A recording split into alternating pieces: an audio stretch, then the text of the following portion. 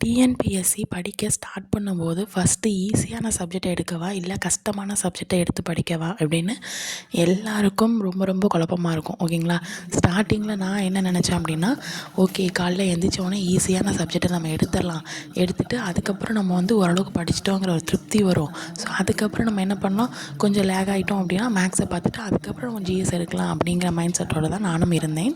ஓகேங்களா, நான் இதுக்கு முன்னாடி ஒரு வீடியோலையும் இதை நான் சொல்லியிருப்பேன். ஓகேங்களா, ஸோ என்ன கேட்டிங்க அப்படின்னா, நான் இப்போ கற்றுக்கிட்டது என்னது அப்படின்னா, இப்போ காலைல எந்திரிக்கிறீங்க அப்படின்னா ஒரு ½ an hour, okay ½ an hour தான், ½ அன் ஹவரில் ஈஸியானது மட்டும் எடுங்க. அந்த ½ அன் ஹவர் மட்டும்தான் போதும். ஓகேங்களா, ஸோ அந்த ½ அன் ஹவருக்கு மேலே கண்டிப்பாக கஷ்டமானதை எடுங்க.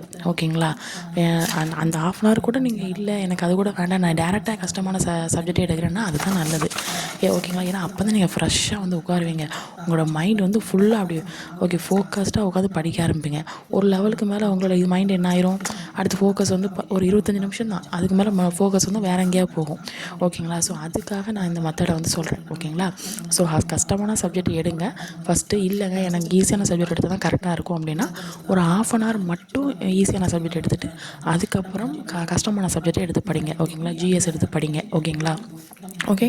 அது மட்டும் இல்லாமல் இன்னொரு டிப்ஸ் என்னது அப்படின்னா, உங்களுக்குன்னு ஒரு டைம் வச்சுக்கோங்க. இப்போ ஒரு 4 மணிக்கு எந்திரிக்கிங்கன்னு வச்சுக்கோங்க, 4 to 4:30 வரைக்கும். நானும் என் ஃப்ரெண்டும் அப்படி தான் படிப்போம், 4 to 4:30 வரைக்கும். ஓகேங்களா, கம்மியான அளவு வச்சுக்கோங்க. 10 பக்கம் படிக்கணும்னு நினைக்காதீங்க, ஒரு பக்கம் 4 to 4:30 ஒரு பக்கம் மட்டும் படிக்கணும் அப்படின்னு நினைங்க. அது நீங்கள் படித்து முடிச்சிட்டிங்கன்னா உங்களுக்கு ஒரு உங்களுக்கே ஒரு எனர்ஜி கிடைச்ச மாதிரி இருக்கும்.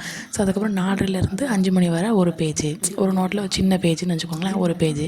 அப்படி நீங்கள் டைமிங் இது பண்ணி படிச்சிங்க அப்படின்னா உங்களுக்கும் கொஞ்சம் எனர்ஜியாக இருக்கும். நம்ம சீக்கிரமாக முடிச்சிட்டோம் அப்படிங்கிற ஒரு தெம்பு வரும். ஓகேங்களா, பிடிச்சிருந்தா லைக் பண்ணுங்கள்.